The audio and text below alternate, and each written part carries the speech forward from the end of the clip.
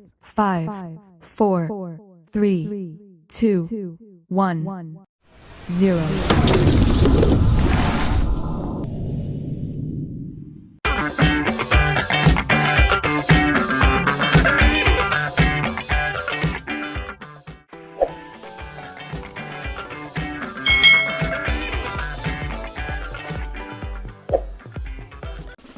Hai hai hai, selamat datang di channel YouTube Kak Citra. Apa kabar adik-adik semuanya? Kak Citra berharap kalian dalam keadaan yang baik, sehat, dan siap untuk belajar ya. Hari ini kita akan belajar bersama-sama untuk tematik kelas 3. Kita belajar di tema 7, perkembangan teknologi. Subtema 2, perkembangan teknologi produksi sandang, pembelajaran yang kedua. Mari adik-adik kita belajar dengan penuh semangat ya.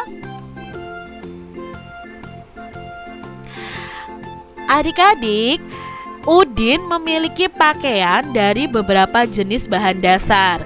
Nah, bahan dasar diolah menjadi pakaian. Bagaimana cara mengolah bahan dasar menjadi pakaian? Mari ikuti kegiatan berikut ini adik-adik. Mengolah bahan dasar pakaian. Indonesia kaya akan bahan dasar pakaian. Ada serat alami yang berasal dari kapas, daun, kayu, batang pohon, kepompong ulat sutra, dan bulu domba. Ada juga bahan dasar berupa serat buatan seperti nilon. Dahulu bahan dasar pakaian itu diolah dengan cara sederhana.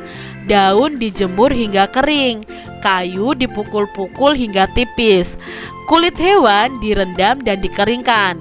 Semua diolah menjadi pakaian yang biasa kita pakai. Itu pada zaman dahulu adik-adik, cara pengolahannya seperti itu. Berbeda ya nanti dengan zaman sekarang adik-adik. Nah, saat ini bahan dasar pakaian itu diolah dengan cara yang sangat modern. Bahan dasar diolah menjadi serat. Serat lalu dipintal menjadi benang seperti ini adik-adik. Lalu benang ini akan ditenun menjadi kain. Nah, semua itu dilakukan dengan mesin yang canggih. Nah, adik-adik, pada zaman dahulu untuk membuat pakaian itu belum ada mesin-mesin, jadi membuatnya dengan tangan. Nah, bahan dasarnya akan dipintal seperti ini. Kalau dengan mesin enak sekali adik-adik ya. Pakai mesin akan langsung jadi nih benangnya. Lalu benang itu akan ditenun menjadi pakaian. Kalau zaman dulu yang menenun adalah manusia. Nah, ini membutuhkan waktu yang lama adik-adik. Tapi dengan mesin sekarang untuk menenun atau membuat kain itu sangat cepat adik-adik ya. Tidak seperti zaman dahulu. Cara mengolah kain menjadi pakaian juga semakin maju. Mulanya kain itu dijahit dengan tangan. Kemudian kain dijahit dengan mesin jahit yang digerakkan kaki. Saat ini kain itu dijahit dengan menggunakan mesin jahit modern. Lalu pembuatan pakaian berkembang dengan cepat. Bahan dasar yang digunakan pun semakin banyak. Mesin-mesin yang mengolah bahan dasar juga bertambah canggih adik-adik. Pakaian yang dihasilkan itu semakin beragam. Bersyukurlah kepada Tuhan karena kita itu memiliki pakaian. Nah adik-adik, ini adalah cara mengolah kain menjadi pakaian. Kalau zaman dahulu belum ada mesin, jadi untuk menjahitnya itu menggunakan tangan adik-adik. Lalu berikutnya ada mesin jahit yang digerakkan dengan kaki. Nah sekarang berkembang lagi mesin jahit yang modern yang menggunakan energi listrik adik-adik. Jadi semakin hari semakin berkembang.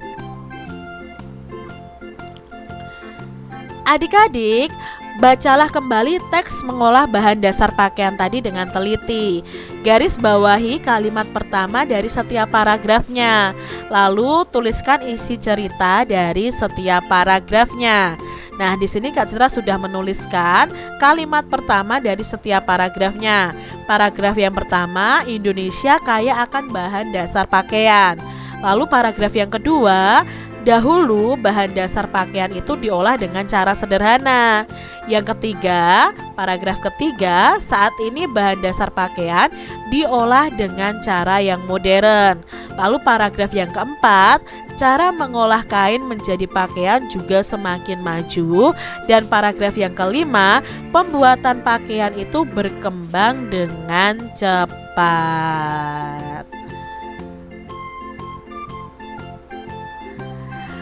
Adik-adik sudah mengetahui isi cerita dari teks yang sudah kamu baca.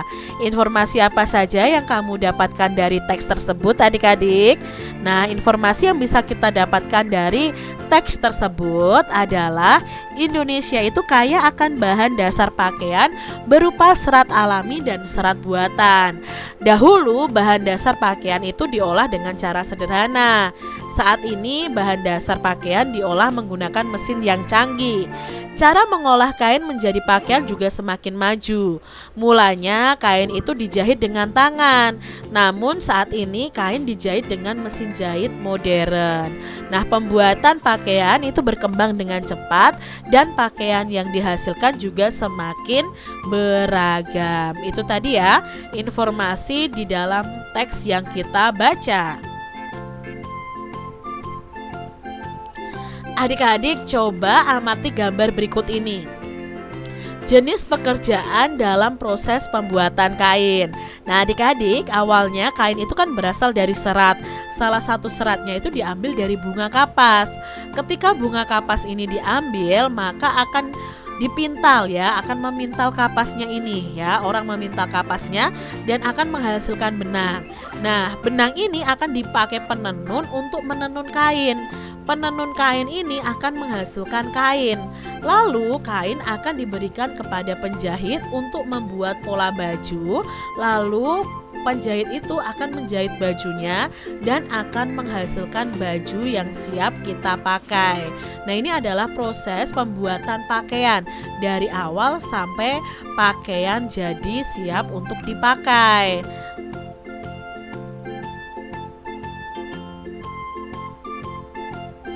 Amatilah gambar-gambar orang yang berjasa dalam pembuatan pakaian.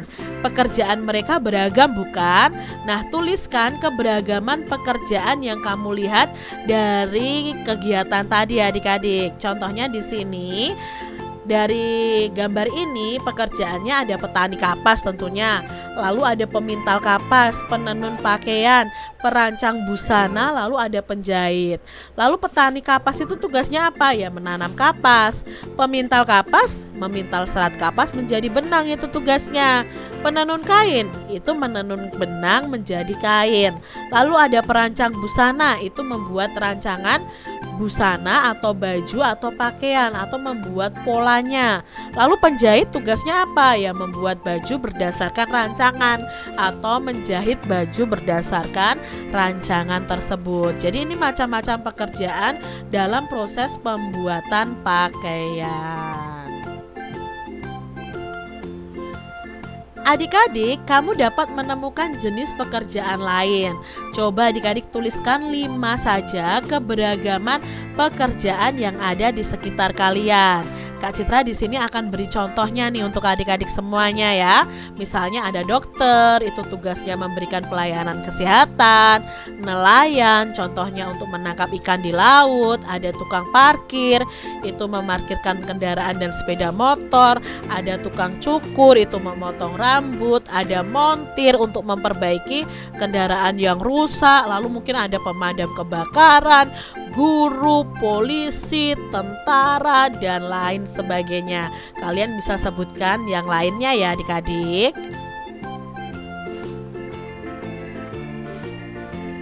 Edo bersyukur karena ada orang yang membuat pakaian. Ia juga bersyukur karena orang tuanya membelikan pakaian untuknya. Salah satunya adalah baju renang.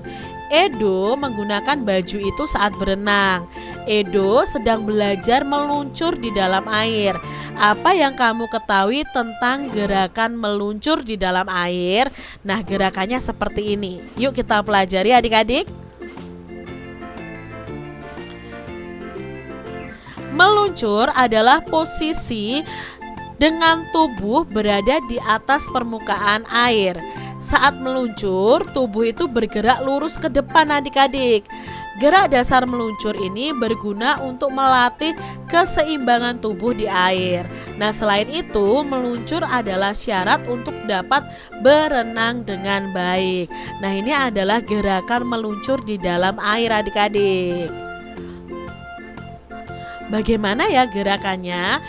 Ayo, apa yang dilakukan saat kita pelajari ya, apa yang dilakukan saat meluncur. Yang pertama, kalian harus berdiri di dekat dinding kolam dengan sikap membelakangi dinding kolam tersebut. Nah, seperti ini nih adik-adik, sebentar. Ya, seperti ini. Nah, salah satu kakinya itu menempel di dinding untuk melakukan tolakan. Lalu yang kedua, kedua lengan kita lurus ke atas di samping telinga dengan ibu jari saling berkaitan. Ambil napas dalam-dalam, lalu condongkan tubuh ke depan. Usahakan agar ujung jari tangan yang lebih dulu masuk ke air. Tolakkan kaki yang menempel pada dinding kolam sampai tubuh kita itu terdorong ke depan seperti ini. Nah, kepala berada di antara lengan saat di dalam air. Posisi tubuh kita harus di permukaan air. Nah, saat meluncur, tubuh akan bergerak lurus ke depan. Biarkan sampai ia berhenti melaju. Itu tadi ya gerakan meluncur. Ini gerakan dasar dalam olahraga renang adik-adik. Apa saja yang kamu ketahui tentang gerak dasar meluncur? Nah, gerak dasar meluncur tadi adalah gerakan yang dimana kita meluncurkan badan kita di atas permukaan air.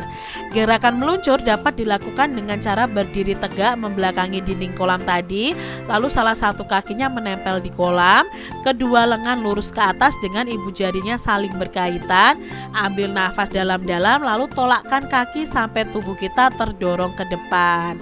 Nah, kepala ketika kita meluncur ya, kepala itu berada di antara lengan saat di dalam air. Nah, saat meluncur, tubuh kita akan bergerak lurus ke depan. Berenang adalah kegiatan yang menyenangkan loh adik-adik ya. Kalian pasti suka berenang ya. Di sini berenang membuat badan kita sehat. Nah, kenakan pakaian renangmu. Coba adik-adik belajar berenang dan ikuti petunjuk berikut ini. Yang pertama, lakukan dulu penyesuaian dengan air. Rendam tubuh sampai leher. Kemudian pelan-pelan basuh dan basahi wajah dengan kedua tangan berulang kali. Duduk di bagian dasar kolam dengan kepala di atas permukaan air. Kedua telapak tangan berada di samping kiri dan kanan paha. Lakukan lompatan-lompatan kecil untuk menggunakan kedua kaki yang rapat. Nah, lakukan secara berulang-ulang. Ini yang pertama, kita harus melakukan penyesuaian dengan air di kolam ya adik-adik ya. Lalu yang kedua yang harus kalian lakukan adalah berjalan di dalam air. Kaki dengan lutut itu ditekuk dengan lengan diayun di dalam air. Lakukan ke arah depan secara berulang-ulang. Berjalan biasa ke depan dan ke belakang, lakukan berulang-ulang dengan berpasangan. Berjalan dengan langkah panjang dan pendek ke depan dan ke belakang, lakukan sendiri secara berulang-ulang. Nah, berjalan ke depan, gerakan kaki itu seperti menendang, lakukan juga secara berulang-ulang. Ini adalah gerakan yang kedua, yaitu berjalan di dalam air. Berikutnya adik-adik adalah latihan bernapas. Nah, masukkan badan ke dalam air, dagu berada di bawah permukaan air. Tiup udara dengan mulut sehingga ada seperti riakan di air hasil dari tiupan tersebut. Nah, seperti ini nih adik-adik ya. Kita lihat nih ada. Nah, seperti ini ya. Nanti ada seperti gelombang airnya gitu ya. Lakukan gerakan bernafas naik turun ke atas dan ke bawah permukaan air sebanyak 5-10 kali dengan mata setengah dibuka. Nah, tarik nafas dalam-dalam, kemudian hembuskan melalui mulut dan hidung sedikit demi sedikit sambil menyelam selama 5 detik. Itu tadi latihan bernafas. Berikutnya adalah lakukan gerakan meluncur tadi adik-adik ya. Berdiri tegap di tepi kolam, lalu kedua tangan lurus dirapatkan ke atas, bungkukkan badan ke depan sampai dada mengenai permukaan air.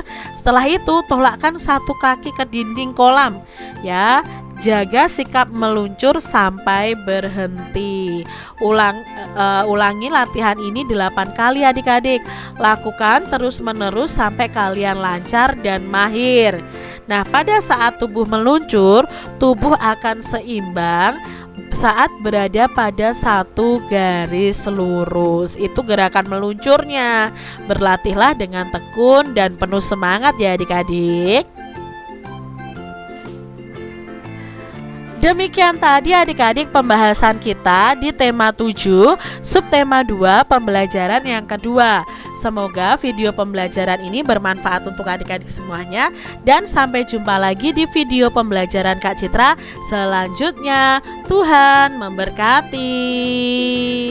Jangan lupa tekan tombol subscribe, lalu tekan loncengnya, tekan juga tombol like, lalu share ke media sosial kalian.